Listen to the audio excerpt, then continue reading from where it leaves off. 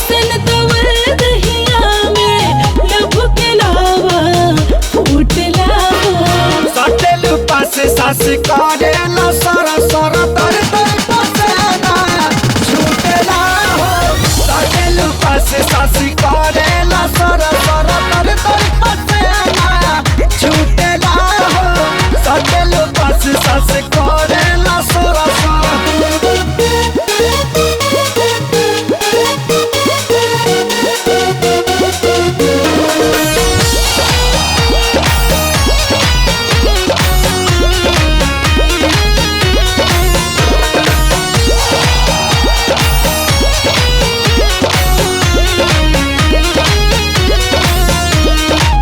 हरियाइल बा मोहब्बत की खेती बिना पटवले झुरा जाई। पानी पीरतिया के पाए जवानी ए राजा जी हरिहरा जाई।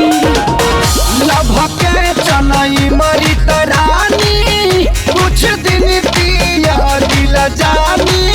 घोटे घोटे हो जाई शादी जहिया मन भर धर पैहा कहिया लोटे लोटे। दिला दहिया जैसे केहू सिलवट पे हर दे कूटला हो। सटेलू पास सास करेला सर सर तर तर पसेना छूटेला हो। सटेलू पास सास करेला सर सर तर तर पसेना छूटेला हो। सटेलू पास सास करेला सर सर।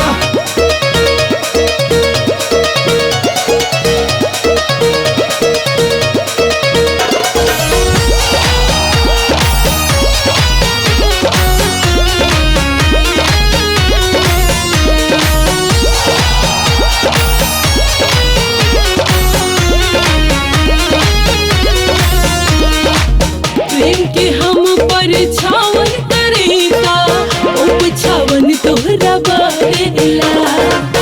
पूरा दुनिया बाही में डूबल मनवा तोहर न करेला। देह खाना खाना एला गाल रोआ गाना गाना एला गाल। धीरे धीरे फूटा लड्डू मन में बुनिया छाना एला गाल। धीरे धीरे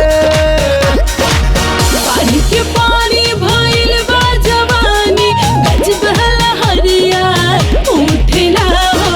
सटेलू पास सास करेला सर सर तर तर पसेना छूटेला हो। सटेलू पास सास करेला सर सर तर तर पसेना छूटेला हो। सटेलू पास सास करेला सर सर। Click on the bell icon to get regular updates from Venus.